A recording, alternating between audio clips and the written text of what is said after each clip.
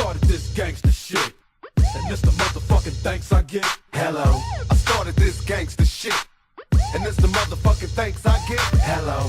The motherfucking world is a ghetto, full of magazines, full clips, and heavy metal when the smoke settles. I'm just looking for a big yellow.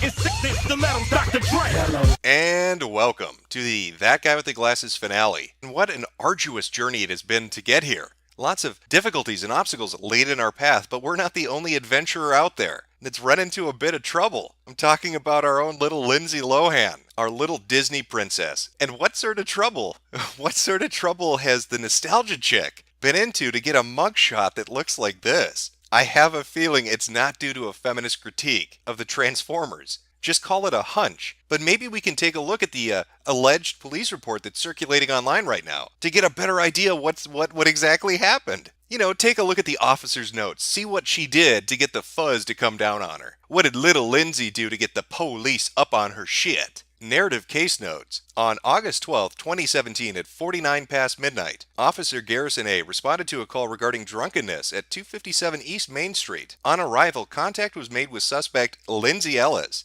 She was very unsteady on her feet, her speech was nearly unintelligible, and she was extremely hostile towards officers. She was taken into custody on the charge of public intoxication. While being transported to WCDC, Ellis began kicking the windows of my patrol vehicle and banging her head against the cage repeatedly. I then stopped and placed hobbles around the suspect's feet to prevent her from causing damage to the vehicle or inflicting injury to herself. During the process, she stepped on her own glasses, breaking them. She was then transported the rest of the way to WCDC without further incident. The suspect's handcuffs were checked for proper fit, double locked, and no complaint of injury was made. Kicking the windows of my patrol vehicle and banging her head against the cage repeatedly. Take a moment to get a mental image of this going on. Imagine a completely sloppy fucking drunk Lindsay Ellis in the back of a squad car, mule kicking the shit out of the bars in the back of the car,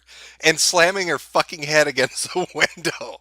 Hey yo motherfucker, I don't know if you know this, but I review movies on the internet. Hard Knock Life's up in this bitch. You're talking to the Shirley Temple killer in here, motherfucker. Clearly she was fighting the patriarchy in a bid to escape to her freedom. Obviously this officer must have mansplained to her that you can't take a piss on the sidewalk after having 14 Jaeger bombs. And she needed to teach the fucking patriarchy a lesson. Our brave little freedom fighter, stunning and brave little freedom fighter, didn't let it get her down. And so now we have this lovely picture to remember the evening by. Now, while it's funny, I don't think I can shit on Ellis too hard. I mean, haven't we all been there? Haven't we gotten so drunk that we tried to break out of cop car and then damaged our glasses in a fit of rage? I mean, that's a common experience I think we've all shared. Because, you know, YouTube videos, that's a tough business. You put up that 20-minute review of the newest movie, and you just want to go out and wild a little bit. You want to tear some shit apart. That's how Ellis gets her kicks off. I have to admit, though, I'm a little bit relieved. For a while there, I thought she was arrested for something else. I thought those dirty, evil SJW feminists found her rape rap video and brought her up on charges of hurting feelings. If you remember the last video that I had done featuring Ellis in the compilation collection, I had to get the boys together in the lab to put together our best approximation of what we thought that would be. But sadly, it doesn't exist on the internet anymore. But what can I do? I'm not Merlin. I don't have a magic wand where I can go abracadabra rape rap video appear. So logically, if you're rapping, you're probably not raping at any given time. So here we have my friend and yours, convicted rapist Brian, who's going to help us on our little experiment. Hey, can I rap about rape? Sweet! Cool. Alright, this is gonna be great. Or perhaps I do. Oh, what do you know? The rape rap video does exist. Somebody put up a copy of it. Thank you very much, archivist, for holding on to this gem so we can take a look at the hot lyrics that Lindsay wrote for the rape rap video.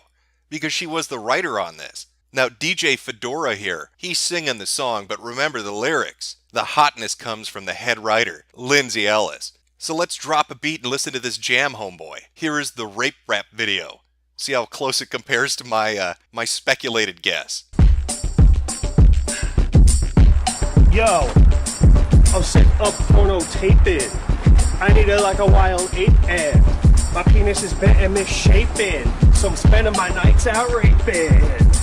With my hand on your mouth, cause I don't like noise. I just use cause I toys. In your a pound full of coins. But no teen witch cause I don't like boys. I always struck out with women, more or less. I never got no action. My life was a mess till I found the secret to my success. 'Cause in my world, baby, no means yes. Yo, P-Cash, take it to the bridge. It almost makes you wonder why Ellis would want to get rid of this, because it's just stupid, isn't it? It's so dumb and tame and neutral and not really that offensive. It's a fat fedora-wearing idiot rapping about rape. You can't spell rape without rape. And if she orders the most expensive thing on the menu, that's implied consent. Maybe she's trying to bury the past a little bit, bury that past, so she doesn't have to atone for her sins of humor. I don't know, but I don't see what's so bad about that. I don't see what's so terribly offensive about that she would need to pull it down. But then again, Lindsay runs with a new crowd. She runs with a new crowd who doesn't like anything that's not very politically correct. She's re-imaged herself. You can see that in her latest videos and the way she presents them and the subject matter that she covers, which is a shame because it seems like Lindsay might have been pretty fun to hang out with back in the day. Might have had a pretty decent sense of humor. But hey, fuck it. I mean, a little bit of public intoxication, fighting with the police, and a couple videos about rape really don't make you a bad person. It's not like she shot a Mexican or something.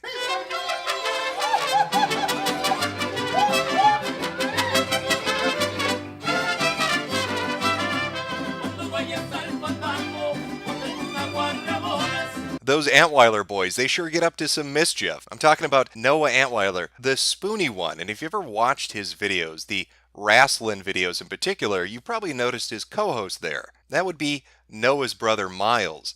Now, shockingly, unlike Noah, Miles has actually done something with his life. He stands on the razor-thin blue line separating us from the thugs that exist in our midst. The deep, dark criminal underbelly. Yes, that's right. Miles actually contributes in a tangible fucking way to society. He doesn't just sit around reviewing Final Fantasy while drinking himself into a coma. He's in law enforcement. That's him on the very far left there. Now, I'm sure some of you are already well aware of this. You probably keep up with the news. You might have read a few articles about Miles' exploits out there in the field doing what he does. But in case you missed it, let me pick a random headline to give you an idea of the kind of cop work that Miles gets involved in. Immigrant killed by deputy had troubled past. Sheriff Joe Arpaio believes Deputy Miles Antweiler was protecting the public when he held his service revolver near Castellano's head and pulled the trigger. The bullet entering Castellano's skull between his eyes and his ears and lodging in his brain. I think the deputy is probably a hero, Arpaio said. He might have saved a lot of lives that night. Now, all joking aside, Miles was in one hell of a situation if you actually read the fucking news report. This guy was like a human smuggler. He was involved in a bunch of criminal shit. And I'll read a piece of it for you to give you an idea what he's fucking dealing with when he arrives on scene. When paramedics pulled Castellano's body from his SUV, they found his assault rifle with more than 30 rounds of ammunition and a handgun. So he's got a criminal record. He's a human smuggler. He's already in court for something. They get called to the residence and Miles has to go deal with this guy, and he's got a fucking arsenal in his vehicle. He tells him, keep still, put your hands up, and everything goes to shit. But I think we all know what's really going on here. Miles calls the shots. He sets the fucking policies. Why do you think Donald Trump pardoned Joe Arpaio? Because Arpaio praised Miles' work. He's the ringleader for immigration enforcement in this country, but people aren't really well aware of that. Why do you think Noah refers to him as the Iceman, the DDT machine? Now you might be thinking, wait, maybe that's a reference, maybe he's a big fan of Top Gun. Maybe the DDT machine's like a wrestling thing. No, that's Death Dealing Tortilla Machine. The Iceman is coming, we need to run away before he kills us with his tortillas. Funnily enough, if you bring this up to Noah, if you mention this on, say, a Hitbox stream or a YouTube stream, Spoony doesn't respond very well. Now, I think it's deep-seated jealousy. I think he's upset that his brother does something and he doesn't. But nonetheless, if you were to mention Juan but not forgotten in any context, on any platform that Spoony happens to be on, he immediately flips his shit. He starts banning people left and right. Now, some individuals, I don't know who they are, they got into some shenanigans with Noah, went to one of his hitbox streams, and everything kind of devolved from there. They were saying a few things, talking about gardeners, and mentioning that his name was Juan, and he was not forgotten, and they were banhammered in an extraordinary fashion. And after hundreds of bans had been issued, he shut down the stream. He completely shut it down. Now, why Juan but not forgotten? That's not the actual guy's name. The criminal's name that Miles put down was Felipe Ramirez. It wasn't Juan. Well, it's gone but not forgotten. You see, it's a nice little play on words, but if you want the deepest lore, if you want that 5-hour Dark Souls 2 shit, then let me drop a knowledge bomb on you. That night began normally for the Castellano family, according to the detective's interview with Juana Ramirez, Castellano's wife. So Felipe's wife is named Juana, Juan but not forgotten. Did I just mind fuck you? Did your head just explode? Now you might hand wave all that away and say, well, you've got to be nice. Spoonie's going through a lot. Don't you know that he's sick? Aren't you well aware of how sick Spoonie is? Oh, I'm very well aware. If you were to look at any social media platform that Noah inhabits, you are bombarded by almost daily fucking messages about how near death Noah Antweiler is. I am amazed that this living petri dish hasn't expired already. And what shocking diseases does Noah have? Well, he has the common things that us plebs get. I'm not always sick, but I've been dealing with headaches, and for some reason, I've had nasal congestion that's been really hard to shake. Well, nothing really out of the ordinary there. Everybody gets a headache or nasal congestion. Maybe if we delve a little deeper, we'll get a better idea of what ailments and illnesses that poor Noah has to endure on a daily basis. I've heard you've been having some health troubles. Are you okay? 2010 was a rough year for me, health-wise. I was out of commission for quite a while with a persistent and debilitating nerve condition that the doctors diagnosed me with, called vasodepressor syncope. It's a fainting condition, aggravated whenever my heart rate gets above 130 beats per minute or so. My heart squeezes too hard when it beats quickly, and it causes circulation problems. When that happens, my heart failure drops dramatically and I collapse. It got really bad, and I was incapable of doing even minor household tasks without feeling nauseous. Well, now that does sound a lot more serious than a simple headache or stuffy nose. I mean, I hope Noah's going to do okay. Dealing with a medical condition like that can be really traumatic. It would be terrible if other things were compounded onto that. The doctors say I have bipolar 2 disorder. Yes, I have the sequel to bipolar disorder, Bipolar 2, The Quickening. Well, at least he's in good spirits. He's cracking jokes. I mean, with the heart condition and now bipolar condition, that's a lot to take in. But talk about bad luck. I mean, my God, what else could possibly go wrong for Noah? I'm not sure panic attacks cover what I'm experiencing when it's been 8 sustained hours of panic. I don't feel well. Well, shit. 8-hour panic attacks, bipolar disorder, and a heart condition? This poor son of a bitch. Apparently the test showed very, very mild sleep apnea, which honestly sounds like they couldn't really find anything. Are you telling me he can't even get a good night's sleep? I mean, staying awake all day with bipolar disorder, 8-hour panic attacks, and a heart disorder is bad enough, but when you can't actually go to sleep and escape into your dreams, that's a living nightmare. I don't think Noah's body can take anymore. I mean, sure, it might look cool, I just never relished the thought of a massive staph infection in my nipples. No, when I read that, the context is missing. Is he saying that he has a staph infection in his nipples? But he actually references back to this years later. Apparently the Ryback staph infection is still pretty bad. I had one, but nothing like this. So poor Spoonie. He's got a heart condition, he's got bipolar disorder, he's got 8-hour panic attacks, he can't go to sleep because of the apnea, and his nipples have a staph infection. When will this suffering end? A kidney stone, shingles, and now acute bronchitis all in 1 week. At this point, I'm pretty sure Noah is a fucking zebra. This man is a living zebra. After today's doctor's visit, the differential diagnosis for my fatigue includes autoimmune disease, lupus. I finally have a case of lupus. CFS, Rocky Mountain Spotted Fever. It's hard to keep track of, so I made a nice handy little chart. Let's put it up there and take a look. See if we can get an idea of the chronology of this and exactly what he's suffering from. I call this my Spoonie 1 sickness timeline. You can see in 2009, he's just dealing with some basic stuff. In 2010, we've got the heart condition. Somewhere around somewhere around 2012, he gets bipolar disorder and a staph infection in his nipples. Then we got 3 years of peace. Maybe God thought he punished him too much. I mean, a nipple staph infection is quite severe. So he gave him a 3-year break to acclimate to the nippleless life that he'll be living as he moves forward. And then in 2016, just everything goes fucking crazy. CFS, Rocky Mountain Spotted Fever, lupus, autoimmune disease, I'm just going to call it what that is, HIV, sleep apnea, shingles, kidney stone, acute bronchitis, followed up next year by panic attacks. You know, I can kind of understand where those panic attacks would be coming from. If I was diagnosed with 47 fucking horrific diseases all in 1 year, I'd probably be having some fucking anxiety too. Now, there's been a lot of speculation that Spoonie's an alcoholic, or that Spoonie makes up excuses to get out of his responsibilities. And if you were supporting him financially on like Patreon or through other means by buying merchandise, and you look at this timeline and you sync up some of the dates, a few interesting things appear. Namely that huge fucking gap that happened over the last year and a half, when he wasn't producing any content whatsoever, when there's just nothing going on. And if you line that up with 2016, what do you know? 49 different diseases. An encyclopedia of illnesses suddenly presents itself. Is Noah making up diseases to get out of responsibilities and to make people leave him alone when he just doesn't want to fulfill his obligations? I don't know, you tell me. Can somebody have this many diseases all at once without being a corpse? But maybe I'm jumping the gun a little bit too much. Those panic attacks, at the very least, might be related to something other than the bacterial and viral zoo that Noah hosts within his body. Now, when I put up my video about Spoonie, the That Guy with the Glasses episode 2, his Patreon was sitting at this number.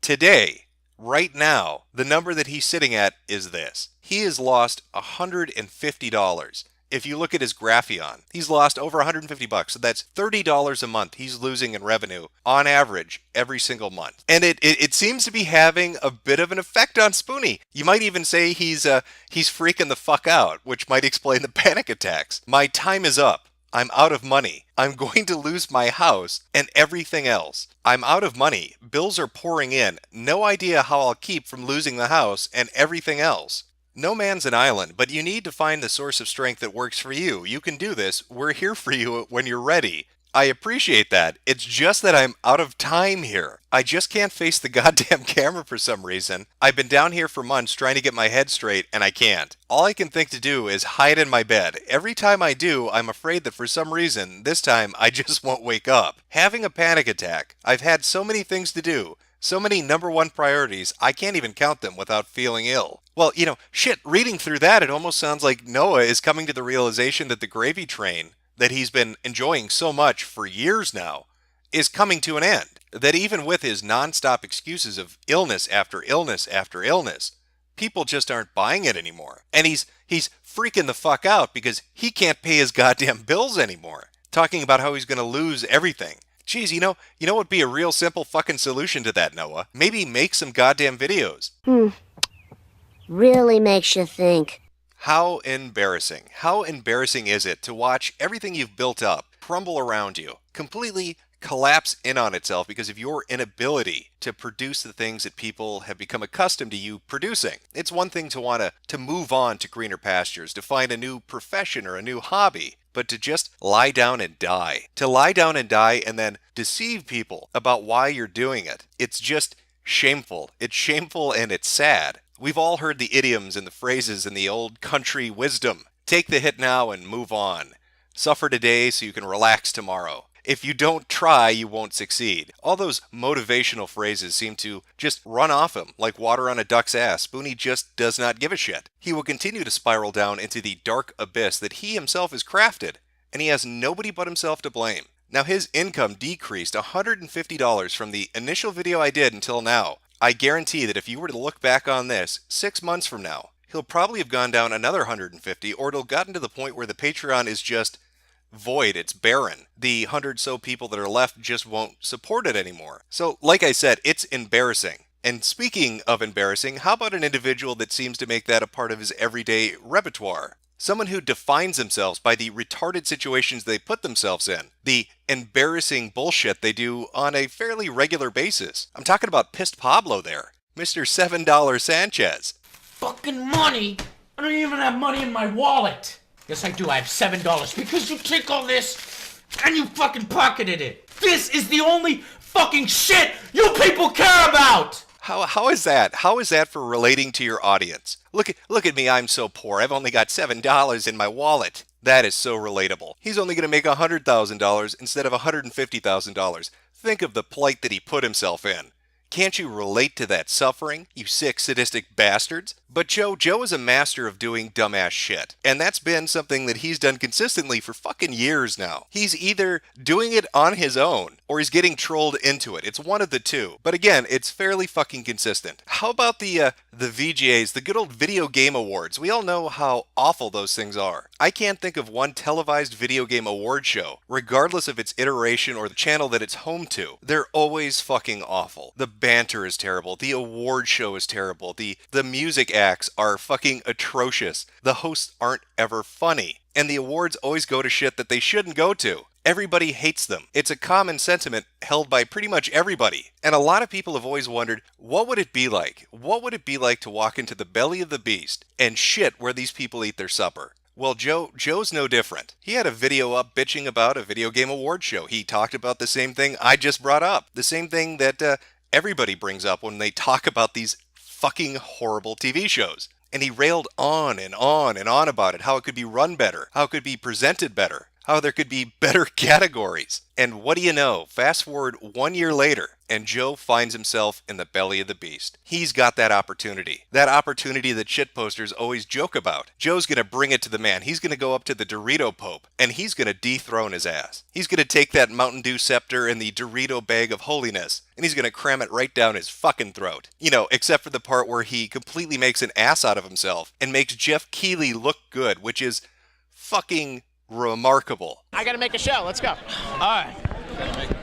He is the executive producer for the VGAs. You have a lot of questions to answer for it. Now, I hope that is improvement. That's improvement. Moving along. What's next? Moving along. Basically, why? Jeff. The independent game, which is not what it is this year. You're telling me MMO should be nominated for Game of the Year, yet you can't name the MMOs it should be. Look, and you're telling me that you don't know who's voting on the awards when it's public. So, I mean, come on, man. You have these rants. Look. I want you to put yourself in Joe's shoes. You've just finished bitching about how horrible this show is, how the host is a retard, and you finally get your opportunity to go to the show, and Jeff Keighley, the host, makes fun of your ass and blows you off like you're nothing, and actually makes you look like an ass for not even being prepared. You may have all the excuses in the world, and believe me, fucking Joe did, but he still got straight up burned by Jeff Keighley, which is, how do you walk away from that? And it wasn't just once that happened, it happened a second time. I did notice a lack of PC gaming, and you asked me this on the red carpet. I know, it hasn't but changed. do you think that you're going to correct it next year, or for example, like a fighting game is missing this year as well? When you have 4 categories for music games: best soundtrack, best music game, best original score. No, best original score is not for music game. Red Dead's not a music game. You have best original song. Far Away is not a music game. We have one music game category. We have a best PC game category too. The best soundtrack category seems like the best music game category. It seems like the same thing. So I mean, I don't. Use of song. There's also another category, best use of song in the game. I'm just thinking maybe these could be cut down, and you could do a fighting game or a PC game. Or we do have a best PC game category. I'm not sure if you're familiar with that, but I'd go check out the website. All right, take care. Joe, what are you doing? How can you go to an award show and not know what the fucking categories are? There's 2 things that are mildly amusing about this to me. One is he's confusing things like soundtrack with a music game. You know, one's a game that's based around rhythm. The other award category is for best soundtrack. That doesn't involve gameplay. No wonder Jeff thought you were fucking retarded. One's the score for the game, the music they put in there to bring the environments and the levels alive. The other is a game based around music. They're 2 completely fucking different things. But he's acting like because his ears are involved with both of them, that's the same thing. Funnier still is the burn at the end. Well, we have that as a category. Maybe you should go to the fucking website. But that's enraged Enrique. He continually does this. He finds a way to make himself look like a fucking buffoon. Take the lottery situation, for instance. Angry Joe's alleged criminality is a warning to others.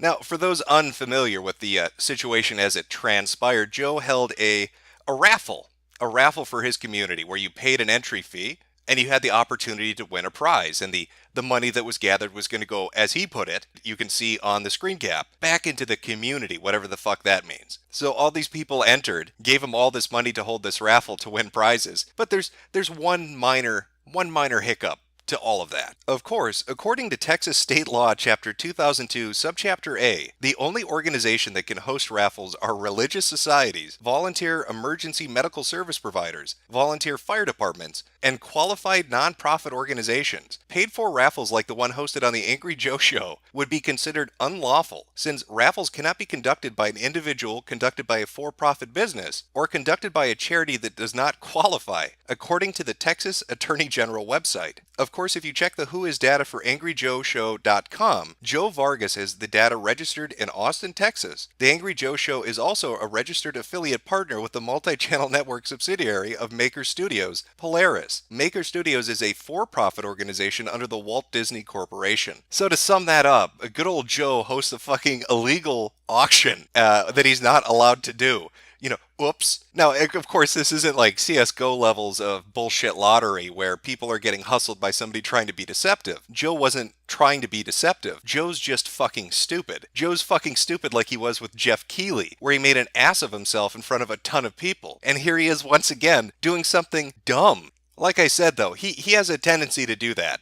He has a tendency to embarrass himself either through his own motivation or through prodding from other people. Occasionally, though, circumstances outside of himself will compel him to say funny things, like when Trump won the White House. That is the type of people that supported Trump. If you voted for Trump, these are your fellow constituents. These are the type of people that voted. The angry, pissed off white men. Those goddamn white men. Those angry white men. They're going to catapult my Hispanic ass right over that wall. Thanks a lot. Fuck Donald Trump. Fuck Donald Trump and fuck white people. But I suppose the biggest example of this that I can give you would be something that's centered around another That Guy with the Glasses member. For those of you unfamiliar with this, Jew Wario was a contributor to the website. He ended up committing suicide, and a lot of the That Guy with the Glasses people ended up talking about it. You know, leaving memorial messages, mentioning it in different ways, and talking about the relationship with it. Well, Joe himself made a memorial video talking about Jew Wario, and, you know, seems pretty torn up about it. But as I had said earlier, Joe either embarrasses himself or he gets kind of diverted off into it through very obvious trolling. And this would be a really clear-cut example of that, because immediately after putting up the memorial video, rumors started to swirl, saying that Angry Joe had monetized this memorial video to Jew Wario, that he was doing it to make money, that this RIP video was money whoring. And that rumor still gets brought up to this day, years later. If you go to certain subreddits, you'll see people talking about it still, talking about Angry Joe monetizing this video. And there are a fair amount of screen caps of him in the comment section getting very, very angry about this allegation. Pieces of shit trolling this video have been banned from the channel. It's best not to engage with them in the future. They thrive off drama. Memorial videos are prime targets to get attention showered on their sad existence. They will say anything so that people will talk to them. Try your best not to. This video is not being monetized, and has never been so. Their drama feeding has no basis. Damaged as they are, nothing you say will change their behavior, or attempting to reason with them is futile. Honestly, they are already putting some of the worst, most indefensible shit on a video like this, showing you just how ugly the internet can be, hiding behind their anonymity. This video is about Justin. And Justin knew, just like we all do, no matter how hard they try, trolls never amount to anything other than nuisances. So there's Joe. He's acknowledging that this is trolling, but he's getting upset about it. And he talks about it in multiple places, and he might notice a name, a familiar name perhaps, pop up when he's talking about this, like on his Facebook. And I never monetized my memorial video, you prick. No matter how much you fucking Photoshop it and put up doctored screenshots, at Manly Tears. Manly Tears, honestly man, you were 100% wrong about me meeting Jew Wario once, but you won't admit to that, will you? That I'm purposely monetizing off my dead friend, of course I'm gonna call you out on your fucking bullshit lies. Problem? It would appear as if a certain Britbong managed to rile Joe up quite a bit. Now, it's understandable, his friend died, but you get the idea of where this might have started, where this rumor might have originated. And all the previous videos that have been uploaded saying they have proof that it was monetized and that this really happened, they're all pulled. They're associated with accounts that aren't on YouTube anymore, or social media accounts on platforms like Facebook or Twitter that just aren't there anymore. all you'll find are bits and pieces and allegations popping up, here or there. Now, do I personally believe that Angry Joe monetized his memorial video?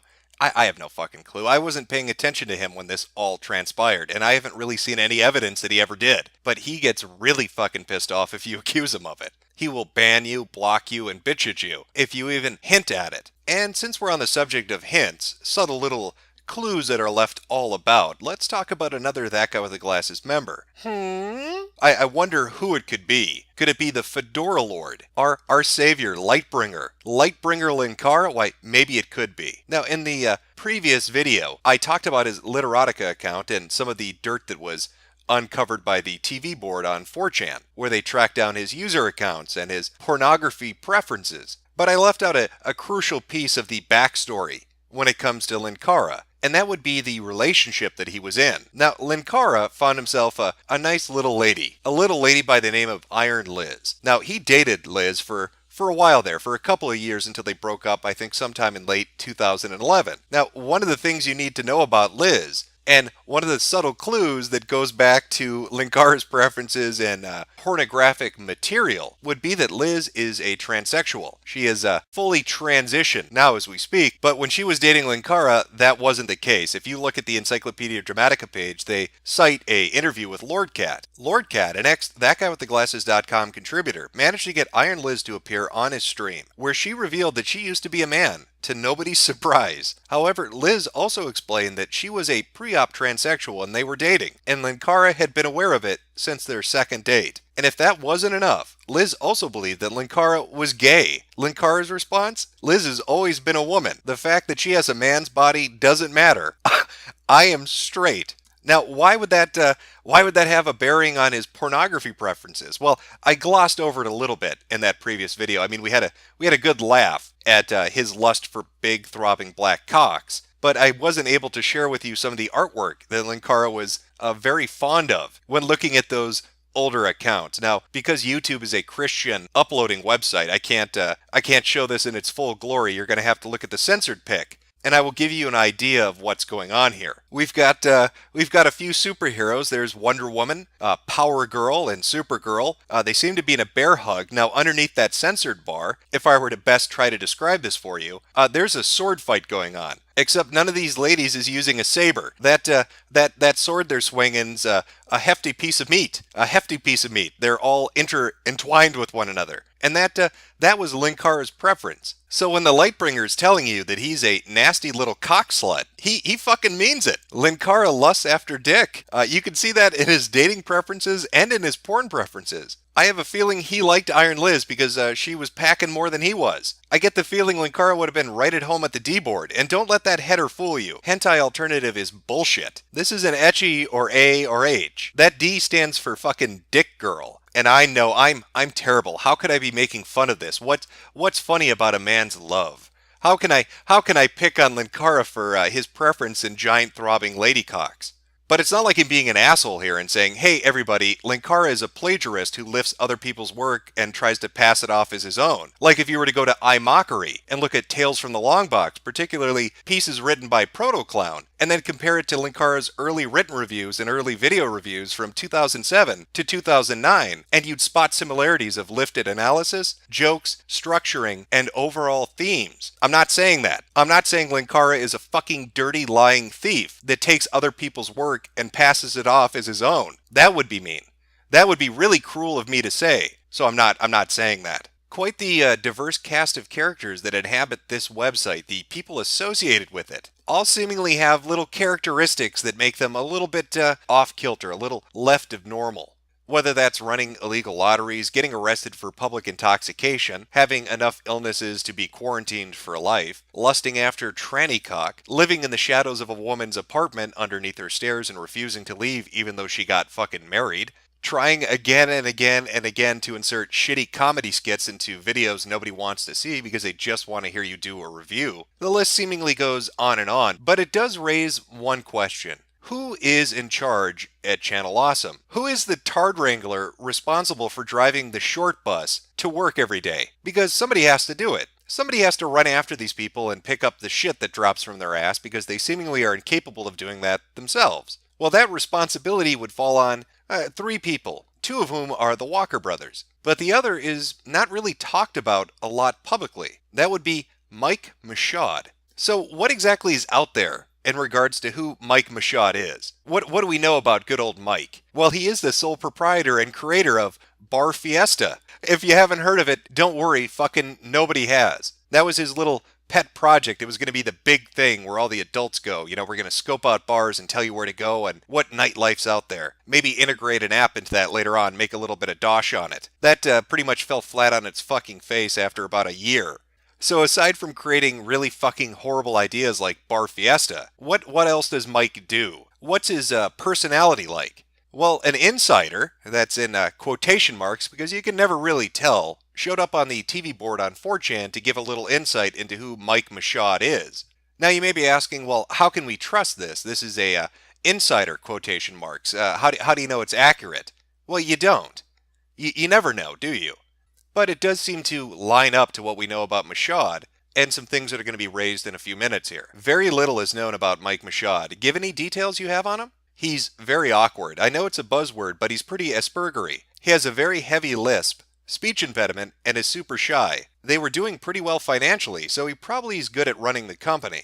Mike Michaud is socially retarded. Now, I can't really say how well Michaud's running the company. I mean, they did have to do that fucking Indiegogo. They did a bunch of fundraising things. So if the money was really rolling in, they wouldn't have to be begging their viewers for it. But, you know, maybe he's okay at it. Then again, somebody who was associated with the website, who I've spoken to previously years and years and years ago, I don't want to give away who it is, so I'll use this stock photo in their stead. Maybe the internet detectives out there will be able to piece it together. It's a really difficult clue to follow, I'm sure. But this individual didn't really have high praise, particularly for Mike Michaud. If I remember right, he put it something like, that guy's a fucking cunt who's so goddamn stupid he couldn't walk and chew bubblegum. Did you see Bar Fiesta? What a fucking fiasco that was. That's Mike Michaud. Dumb fucking ideas, terrible execution, falling flat on his fat fucking face time and time again. He doesn't know how to manage talent. He doesn't know how to get along with the people working under him. He's pretty much socially inept. So we have two different sources, one an anonymous insider, and somebody I've personally spoken to in the past, both of whom seem to have a viewpoint, an idea that Mike Michaud's kind of fucking dumb, that he's not very good at managing people. But how bad is that mismanagement? So Allison Obscura Lupa's Skype conversations with Mike Michaud were posted to Imgur to prove what she said in her blog. Said conversations were posted to the Channel Awesome page on Facebook. Several of the responses are along the lines of, you can't post these, they're private conversations. Never mind that, 1, no, pretty sure they were obtained legally, considering Allison herself mentioned them on her blog post. 2, the blog post itself might not be enough proof for some people. And 3, holy crap, why do you care more about an exploiter's privacy over justice for the exploitee? Now, this Tumblr post is referencing another Tumblr post that was put up by a former That Guy with the Glasses contributor, Obscurus Lupa. That particular blog isn't available anymore, but the Imgur account is. And it gives a little bit of insight what it's like to communicate with the management at That Guy with the Glasses when you're talent on their website. Specifically, what it's like to interact with Mike Michaud. Can you talk now? Since you won't take a call and you're ignoring us, we have no other option than to inform you that you will no longer be publishing your content on channelawesome.com. All your past content will be removed from the site as of today. I was away from the computer, but thanks for the firing in the meantime. I'm glad 15 minutes was all it took. Of course, you guys are always available within 15 minutes of asking. So Mike Michaud shit-canned somebody because they didn't respond quickly enough on Skype. Within 15 minutes, this person had taken a break and they were fired because they didn't immediately respond. But it's not just the time frame in which you get back to Mike Michaud. Other issues pop up that he has a little difficulty grasping. Mike, how are we being hypocrites when we are allowing other things to go on the site, Indiegogos that aren't ours? If we just allowed ours and said no to everyone else, yes, we would be hypocrites. Because you told me it was an executive authority and that's why Patreons weren't allowed. Now it is. We can continue this in a side chat if you wish. No, I'd rather talk about it in here. Then I'm not going to continue at this point. That's fine then. All you do is make excuses so you're not at fault. Mike removed Hope Chapman from this conversation. Well, hey, at the very least, he did it within 15 minutes, so you can't really fault him on that one. So essentially, to sum up, if you don't respond quickly enough, Mike Machad will fire you. If you bring up the fact that they make executive decisions which run contrary to what they've told everybody else in the past, Mike Machad will shit-can you and remove you from conversations, and he always wants it to be private. He doesn't want it to be a public conversation that can be brought up later on. And that's not just a one-off thing, these insights into how Machad is and how he runs the website. It's a fact that's been repeatedly stated over and over and over again. Jason Lordcat Polera offered similar sentiments about the mismanagement of the website, especially when asked what the administrators could have done to fix the problems and save blistered thumbs. After leaving Channel Awesome and realizing just how much of a clusterfuck it actually was, there was nothing that could save blistered thumbs. The management at Channel Awesome is either completely incompetent or they are criminals. I have not concluded what my opinion is yet. You have to understand that there is zero communication from management to everyone else. Rob, Doug, and Mike will tell a few of their friends what they're thinking of doing, and will leave it up to them to spread rumors via a Skype chat. Yorsky mentioned, even before Blistered Thumbs launched, Channel Awesome made a number of promises that were never delivered upon. Even years later, compensation is obviously the big one. In fact, Mika states, Austin was promised by that guy with the glasses that he was going to get the next generation consoles to staff writers for them to review, which could potentially bring that traffic back up, and they fucked him over on it. They didn't give him the money that he needed to get these things. So all of a sudden he was promised and expecting these consoles for launch that they were going to get for him, and they just never ponied up the money, and they had no intentions to do so either. So they lied to him. So everything he had worked on just went to shit. Nevertheless, I was told that it would be difficult to get in touch with Mike Machad because he's not necessarily press-friendly. Polera had stated, Machad himself doesn't actually make any company statements, set any goals, provide a vision, or execute any sort of leadership within the company. He's busy spending 12 hours a day playing on Xbox Live. At least that's what he did when I was around. When management is that bad, any product you launch is going to be equally as terrible. Now those statements come from an interview that was up on One Angry Gamer called The Fall of Blistered Thumbs, Mismanagement, and Despair, which again feature former contributors from That Guy with the Glasses. And what's the common thread amongst all of these things when you look at the Obscura Lupus Immigrant accounts, when you look at the anonymous person on the TV board, the former contributor that talked to me personally, Lord Cat and others that were associated with That Guy with the Glasses and Blistered Thumbs? It's that Mike Machad doesn't know what the fuck he's doing. He mismanages things. He doesn't handle it properly. He can't communicate with his staff well, and he promises things he doesn't deliver on, or he makes statements about what the policies are and immediately changes his mind in other specific scenarios. So is it really all Mike Machad's fault? Is he the core issue with the mismanagement that seemingly is going on at Channel Awesome? All this former talent coming out and laying it at Mike's feet, saying that he's basically responsible for all the fuck-ups that have happened over the years at the website. Well, not necessarily. Because there are two other people that are involved at the higher levels, the Walker brothers. Now going back to the anonymous insider, he gives some insight into what it's like to be around the Walker brothers and what Doug is like as an individual. Rob Walker thinks he's a big shot. The Walker brothers fight a lot. Is Rob Walker a bully like he appears to be in the behind the scenes videos? He was nice in hiring me, but definitely acted like a big shot on set. I would definitely believe that he's a bully. Most of the people they work with are pretty nerdy, and he is very forceful. He and his brother Doug argue a lot, probably more than you would think. They got in some huge fight over using a song in one scene and refused to talk to each other for the rest of the day. You can tell they have brother issues and both want to be in charge. He thinks he's the next Spielberg. I know you've kind of touched base with this, but how delusional did everyone seem? Did they know the movie was a piece of shit, or did they think it was a masterpiece in the making? Some were very aware of what was going on. I could tell Kevin, Brad, Joe, and the Mickey guy were just there for fun. There were some that were totally delusional. Don't want to harp on this guy, but the movie seemed to be the high point of Linkara's career. Like he felt like he made it, and was a real entertainer or comedian or whatever.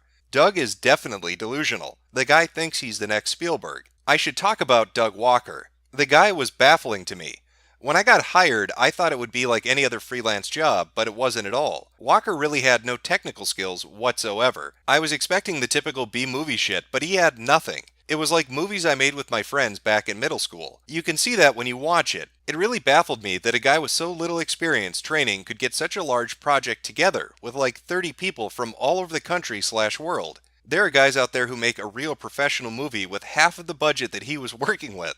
It's just bizarre how old he is, but how crappy of a filmmaker he is. I guess he got started late. We shot a lot outside Kevin's house in Mollassia. Kevin used to let us go in and use the bathroom and stuff. Once when we were together at the end of the day, Doug acted all awkward and said he had an announcement to make. I thought he was going to want us to stay late or something, but it turned out someone went into Kevin's fridge and ate food out of it. And Kevin complained to Doug. It could have been funny, but Doug was so awkward that it was just the cringiest shit ever. Biggest regret from the film, I never found out who did it, or what it was, but I like to pretend it was Spoonie and a ham sandwich. My bison costume, king of spaghetti. I wish I had more Spoonie stories, but the dude was MIA most of the time. I saw some good fallout from one. Doug and Mad Scientist Spoonie have a fight that I wasn't at, and apparently Spoonie played too rough and ripped Doug's M. Bison cape. They got in a fight that was bad enough that no one would tell me the details of. The next day I shot with them and they refused to look at each other or do anything other than grumble. When Spoonie's scene was done, Doug told Rob that Spoonie was being unprofessional. Lesson, it's unprofessional to rip a 30-year-old man's M. Bison costume cape while play fighting for your low-budget movie. Interestingly enough, there's actually a lot of behind-the-scenes footage, at least for the first anniversary brawl and a few of the other videos that guy with the glasses did. Now, I can't really speak to Rob Walker being a bully, but I can talk about Doug Walker being awkward or cringy as fuck. Especially if you watch that first anniversary brawl. He is really trying his hardest to come off as professional when it's just kind of a goofy fucking thing that nobody's really putting a lot of effort or thought into.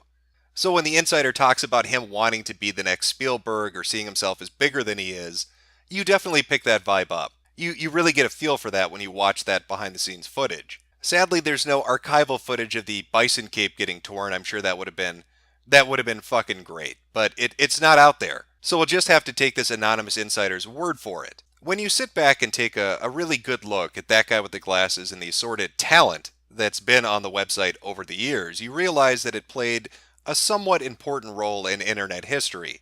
I know that sounds ridiculous saying that out loud, but it is sort of true. These people in this website were some of the first to really go out there and do what they did. Well before YouTube monetization, well before everybody had a Patreon up and asking for money, they were the forerunners of the professional content creator and played a part in shaping how content is dealt out now. It's moved from just being a hobby where people put up videos because they like to put up videos to a means of actually obtaining revenue and supporting yourself or turning it into a profession. It's fucking retarded, but that's the direction that it went in. And it went that way in part because of these people.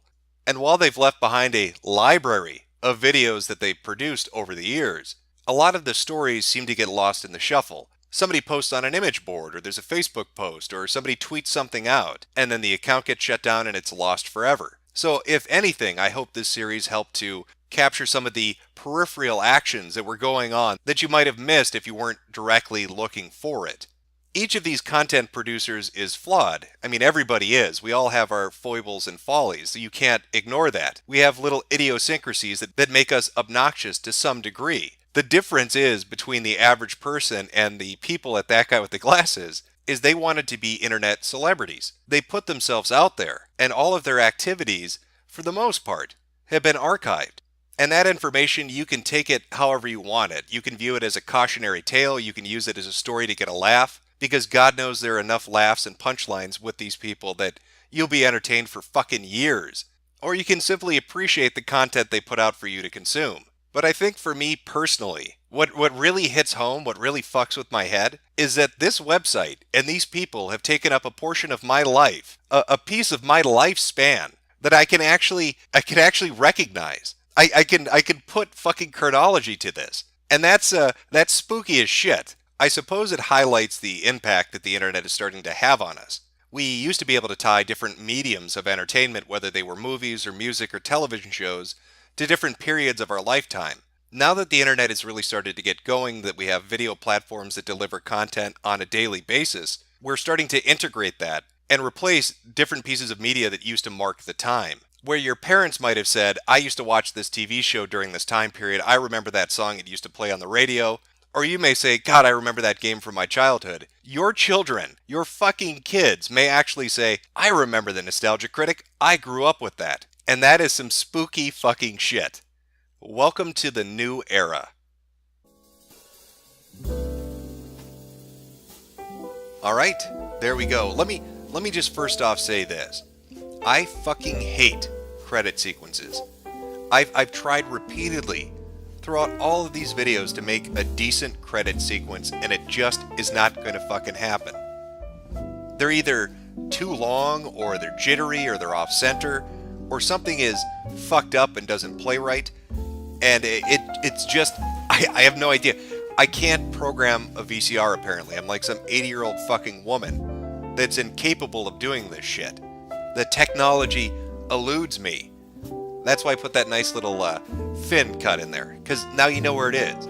Now we're into the credit sequence. You can turn the video off unless you're a patron, in which case wait for your name to pop up. It should be alphabetical. It should be listed there alphabetically. Now, I'm not really sure what I'm supposed to talk about. There's no other videos coming up. I mean, we're done. That Guy with the Glasses, the series, is done. And let me just be the first to say, I'm never doing that again. This was a disastrous decision on my part. Not that the subject matter wasn't entertaining. It was. I enjoyed talking about all the dumb exploits they do. All the stupid shit the different people on the website have gotten up to. But I think it doesn't work for me. It just, I don't know, it threw me off somehow. When I'm not just making something because I want to make it, but making it because I've given my word that I'm going to make it, it gets twisted. I can't really put it better than that. I've tried my best to make them entertaining and to fill them up with facts and insights that you would find entertaining, and to talk about the fucking train wreck that these people are. But never again. Never going to do that again. I put this up initially. I held a poll when I first started the Patreon account, asking people what they wanted. What do you want to see me do? And the poll results were pretty clear. People wanted to see a That Guy with the Glasses series because I talked about it a long fucking time ago. And that's what the majority of the votes got, and since I keep my word, there you go. So, the series is complete. Maybe I should have done it differently. Maybe condensed it into a few videos. I don't know. Hindsight is 20. But, here we are. It's been 7 months, but it's done. Each of the little parts came along, and, I'd say looking at the overall thing, I'm probably happy with half of them, I guess, if I had to put it that way. I like half of them.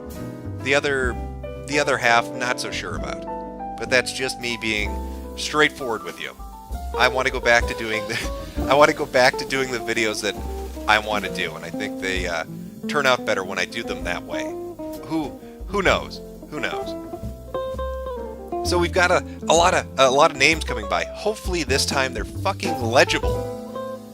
Like I said, I can't seem to get this right. I pray to fucking God, whatever God is out there, Dean Esme, tutor me in this.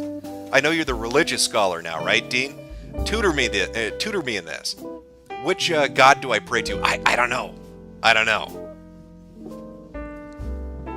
So we'll just I don't know. I'll read off some of the names here of the people that paid for this train wreck. Should we do that? Should we read the names of the people that paid for this fucking train wreck of a series to come through? Let's try that. See if I can get some zingers in there. El Doctoro, I'm gonna need some fucking doctors after this. Get my sanity adjusted for ever agreeing to do this. Eraserhead is a bad movie, you know it. I don't think I've ever watched Eraserhead. I'm familiar with it, but I've never actually committed to sitting down and watching it. Fire safety. Always want to be fire conscious. Fire safety squads. Good looking out. Good looking out. Frodo Epstein. Apparently hobbits can be Jews. Didn't know that. Fuck niggers. Always nice to have a multicultural minded individual as a Patreon donor. Thank you very much, fuck niggers. Gay ISIS. Don't want to forget about Gay ISIS or his friend goddamn CIA niggers.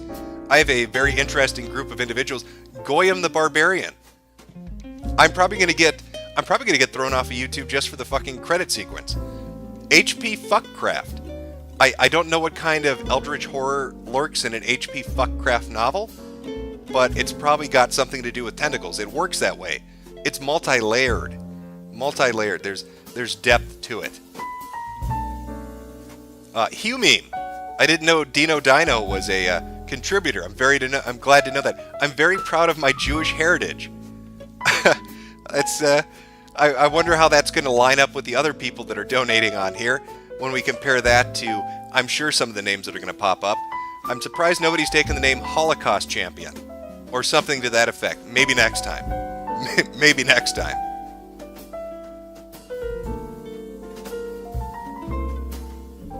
James Russell's. No, there's no joke there. I'm just, if you don't get something good, you got nothing. Look at the bananas, though. Let the banana distract you. And the open mouth. The banana and the open mouth should distract you until I get a funny name to read. Because we've got, how much time? We got 6 minutes to fill. I set this at a slower speed because I wanted to get everybody's name legible. I hope to fuck this paid off. I hope this finally actually works.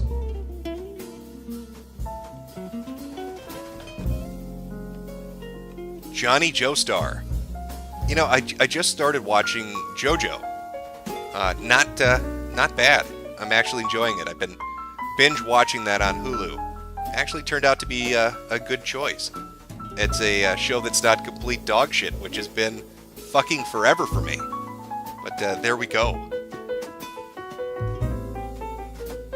Kawaii Firekeeper. How would the Firekeeper know if she's kawaii? Isn't she blind? I don't know. I'm not up to date on the deepest lore when it comes to all the Souls games. So I'm going to probably have like 48 fucking nerds yelling at me, telling me, that's the wrong Souls game, Jam.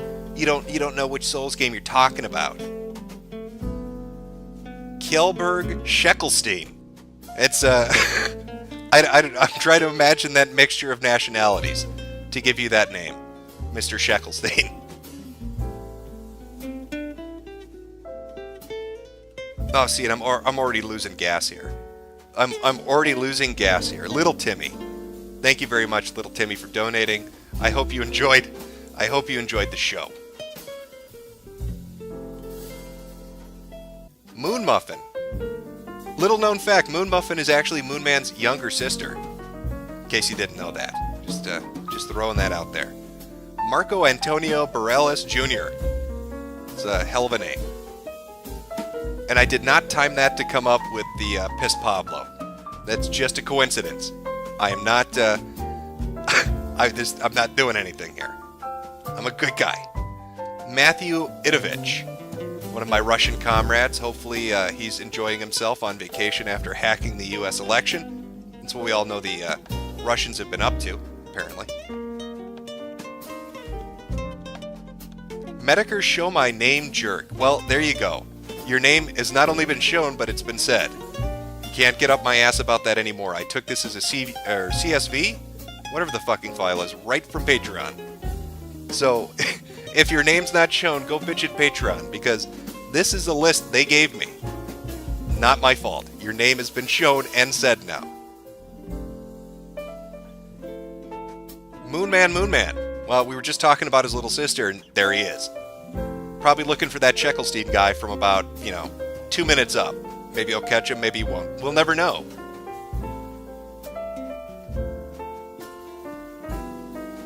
I love these facial expressions, the fucking fedoras and the glasses, and it just really fits the aesthetics, doesn't it?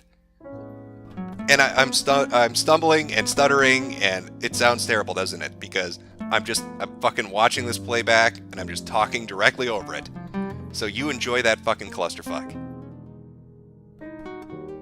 Obvious Twol. But, maybe if Britbong had used that as the name, Angry Joe wouldn't have gone off on him repeatedly about obviously fucking with him. But I guess that's not how that played out. It didn't play out. Oh god, I just want to take a nap. Phil Burnell. Darkside Phil donates to me? Oh, and what a picture choice he chose. Very brave. Stunning and brave, Phil. Don't live that shame down, just embrace it. Just fucking... Look at all the rabbis. Rabbi Steinberg and Rabbi Deedington. Couple of rabbis coming by. Well, thank you very much, gentlemen. I'll send you those foreskins later. Wink, wink.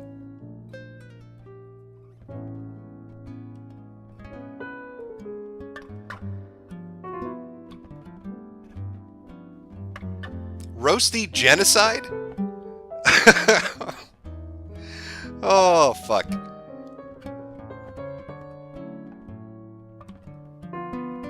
Ryan done goofed. Well, you did fuck up, Ryan. You should be fucking ashamed. I don't know what you're doing. You done goofed. It's sad. It's sad and shameful. I'm gonna light a cigarette. You're gonna hear a lighter going off. Fuck it. I'm gonna record it directly into it. I don't give a shit. Ah, there we go. Nothing like some good old-fashioned lung cancer. Gotta really inhale that shit. Make make the cancer doctor earn his paycheck. Sean King. And again, a stunning picture. Thank you, Sean King, for giving me... Oh, Shlomo Scheckelberg and Shlomo Bergstein. I guess they're looking for the rabbis. They're, again, about a minute up. Try to catch him before Moonman does. I know he's hunting somebody else down right now, but you can never be too safe.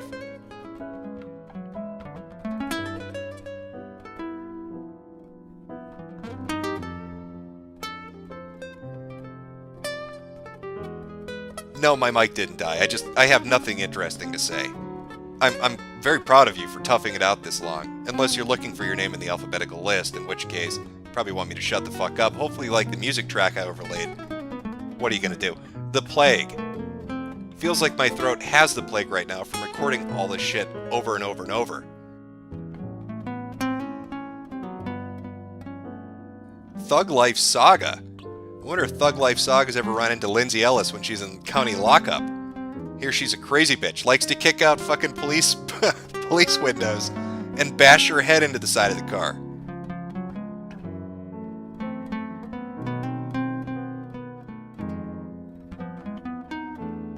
Now we're getting down there. List is dropping. We're getting to the last couple of names here. Holy shit! And it looks, God, please, I fucking pray that this looks good. I hope it's legible.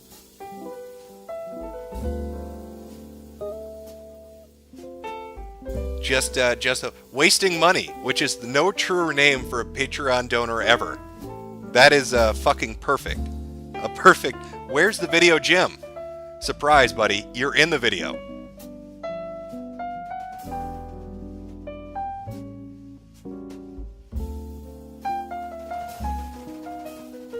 Urasuka liked me so much they did it twice. Thank you, Urasuka. I appreciate that fucking dedication.